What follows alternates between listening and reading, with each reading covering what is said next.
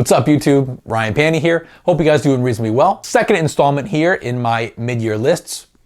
A little over 2 months after I actually put it together, but it's here. And as I was explaining in my metal mid-year list, which was a little more timely, I'm actually kind of down on metal music in 2020. I think it's been a notably slow year for the genre, especially in terms of big blockbuster releases. And there's been a bunch of really big disappointments for me, but everything else beyond the metal worlds I've been really happy with. This was the easy list to put together. Usually it's flip-flopped and I can come up with 10 metal records pretty quickly, and then I have to really sift through the rest of music. But this time around, I mean, there's so many great records here we're going to talk about. And as I always prefer, they really run the gamut. Pop, electronic, hip hop, indie rock, you name it, it's on here. It's represented in some form. I imagine some people will be puzzled by what I chose for my top 5, and particularly my number 1, but this really feels like an accurate representation of what I've been listening to this year. Of course, we got to do honorable mentions first, get that out of the way. It's only right. There's nothing that killed me to leave out. There's no like number 11 or number 10 and a half.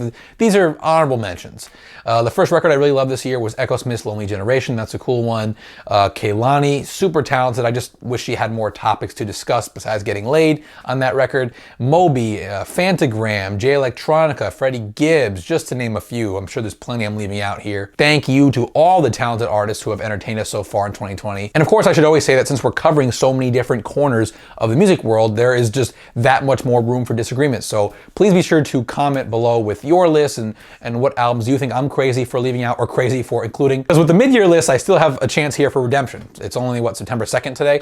So if I miss something, I can still catch up on it before the end of the year where I really leave it out. So without further ado, let's get into it. Number 10, I had no idea how much I really missed these guys until they finally came back around the sun with a new record. I mean, it's been like 7 years here. The Strokes, The New Abnormal, a wonderful, almost prophetic title in 2020. It may never unseat Room on Fire or Angles as my personal favorite Strokes material, but it doesn't have to.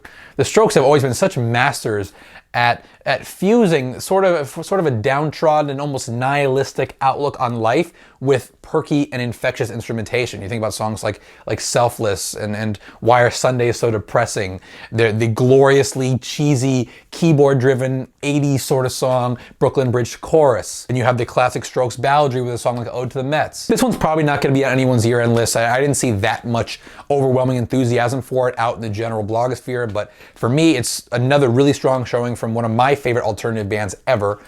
Favorite tracks on this one, I pretty much mentioned them all. Ode to the Mets, Why Are Sundays So Depressing, and Brooklyn Bridge to Chorus. Number 9, a huge surprise for me here, Lady Gaga's Chromatica. This is the first record of hers that I've really loved since The Fame 12 years ago. And I have been, frustratingly so, a real optimist and a real supporter of hers throughout that 12 years. So you can imagine my relief with this record and frankly my surprise. She has made her Confessions on a Dance Floor.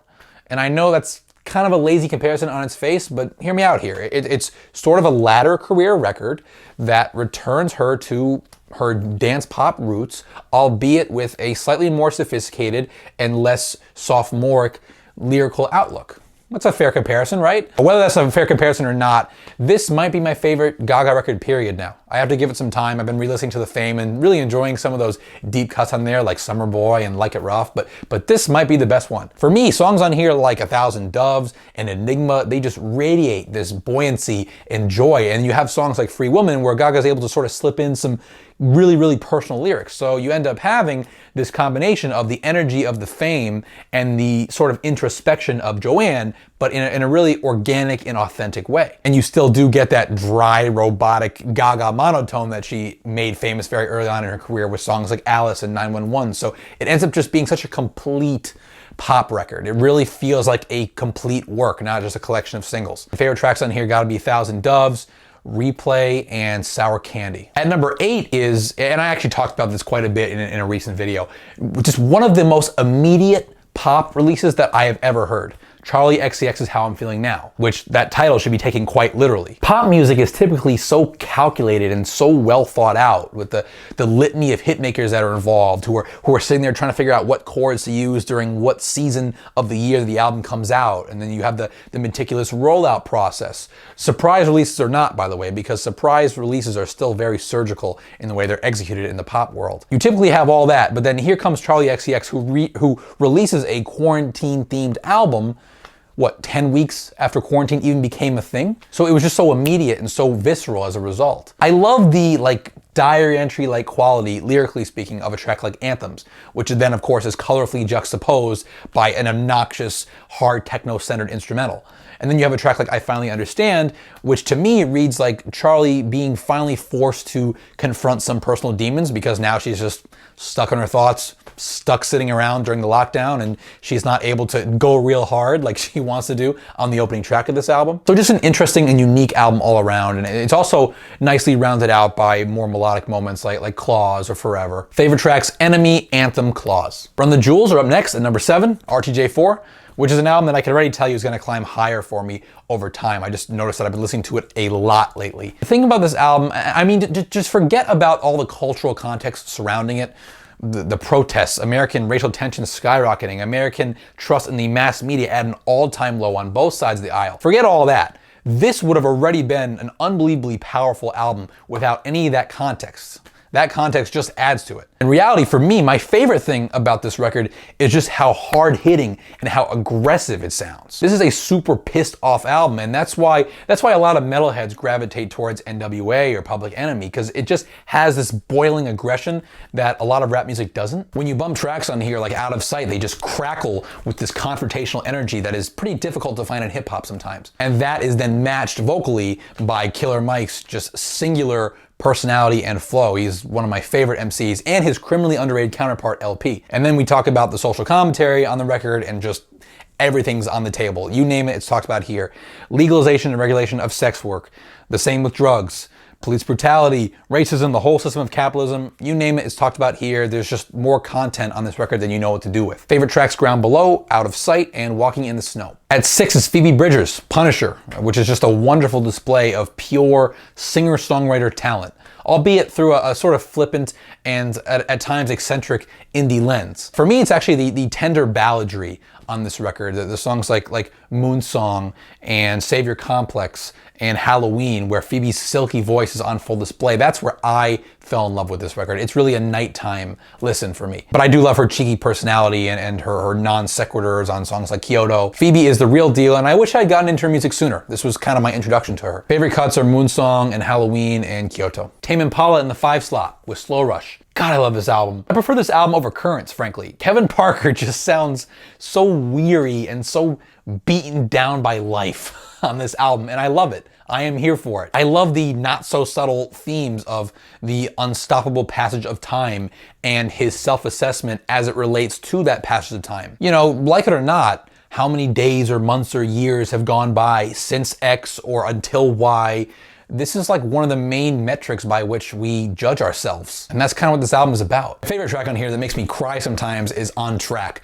It's like this beacon of hope in the middle of a depressing album. Everyone who's ever struggled with some lofty goal can relate to this moment where you've been beating yourself up for days and days and days, and you finally like step back and acknowledge that you've like made some progress, or you're on the right track, as this song would say, or you've accomplished something. Like you actually have that moment of self-reflection where you give yourself some credit and just don't treat yourself like a total failure. To me, that's what this song is about. I really enjoy the stylistic journey on here too, from something that's a little bit more rock oriented, like It Might Be Time, to the electronica of a song like Glimmer, to the sort of bottom end heavy synth bounce of Borderline. It's a lovely record, and as someone who personally has wasted probably a good chunk of my life counting down to stuff or counting away from stuff, it's a relatable record. My favorite tracks on here will seem like sort of weird picks, but On Track, Glimmer, and then Borderline. At number 4, the reigning kings of the synth-pop genre, Pet Shop Boys, with their record Hotspot. Now, the centerpiece and single of this record, Happy People, it will go down as one of my favorite, if not my number 1 favorite track of 2020, but the dirty little secret here is that track is at the center of just an unstoppable track list. Whether it's the track that follows it, which is the futuristic and super hooky Dreamland, or if it's the simple but gorgeous ballad, the acoustic ballad, Burning the Heather, or it's the sort of disco-influenced Monkey Business, or it's the track Will the Wisp that really kicks everything off. You know, this kind of music has always been my favorite subset of the larger dance music world, even during that early 2010s mainstream EDM craze. This was always what I gravitated towards, and to see Pet Shop Boys this far into their career still delivering at such a high level is so gratifying. Number 3 is an indie band that I'm gonna argue makes some of the best straight up rock and roll on the market. The band is Joywave and the record is Possession. Now I realize that rock and roll, rock music, hard rock, whatever you wanna call it, is super unfashionable. And it has been pretty much since post-grunge took over the airwaves. So the problem is, if you are a band that plays music with loud, crunchy guitars and stomping four-on-the-floor rock grooves, if you want to be liked by people other than Middle America, you have to wear hipster glasses and sing irreverent songs about the Kennedy assassination, apparently. Which is fine. I love that opening track and its accompanying music video. But the thing is, once you wade into this record a little bit, into the chromatic stomp of Fear, or the sort of Muse-esque title track, or just the explosive energy of Blast Off, the irresistible bass lines in Coming Apart also come to mind.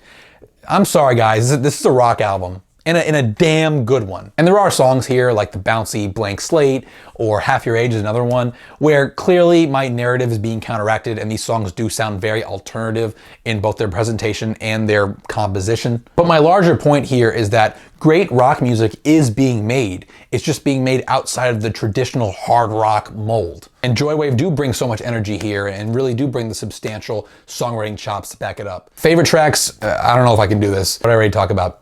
Well, let's say Blast Off, let's say title track, let's say Fear. Number 2 is Mrs. Elon Musk herself, Grimes with Miss Anthropocene. Now, I gotta be honest, I'm not really the best guy to break this down just because her sort of quintessential release, which is Visions, was and is not my thing. It's a bit over my head, frankly. But this record, I love this record. It just exudes darkness and intrigue. I love the imaginative lyrical themes of more melodic cuts like You'll Miss Me When I'm Not Around. I think the Radiohead-esque Delete Forever, which is just pure 90s, I think it adds diversity, not dilution. Also the IDM of Idoro and the vocal manipulations in My Name is Dark are super cool. This is just the dark and enigmatic record that I've continued to return to. It has a very particular ominous and almost menacing tone to it that I'm not sure it will click with everybody, but personally I finally found my way into enjoying Grimes' music really all the way with this one. Favorite tracks, My Name is Dark, You'll Miss Me When I'm Not Around, and Idoru. And at number 1, I definitely never saw this one coming, Purity Ring, Womb. To me, Purity Ring is tuneful vibe music that stuffy hipsters just endlessly overanalyze and kind of ruin. Like since Shrines came out, I've always returned to this super talented duo for the occasional late night cigar or night in with a lady or for being on a plane. For some reason I love flying, listening to this stuff. This is the first record where the songs and the melodies stuck with me so potently and so overpowered me that I've been returning to it not only in those contexts, which I will say, July 4th, lighting a cigar, watching the fireworks after some pretty massive professional success a couple days before, top 5 moments of my life. So I'm still using it for those purposes, but I'm also just using it in any context. This is just my most listened to album of the year. My birthday's in mid-June, so I always say that whatever the first record is that I have the inclination to listen to on my birthday, that's probably my number 1 mid-year album, and this year it certainly holds true again. I don't expect everyone to share my glowing appraisal here, but I do hope you give it a listen. You know, maybe late night on your balcony, maybe a couple drinks in you, just give yourself that experience once. For that sort of contemplative late night experience, Purity Ring really have no equals for me. Favorite cuts are Femia and Stardew and Peaceful. That is that. My favorite albums from the first 6 months of the year that weren't metal albums.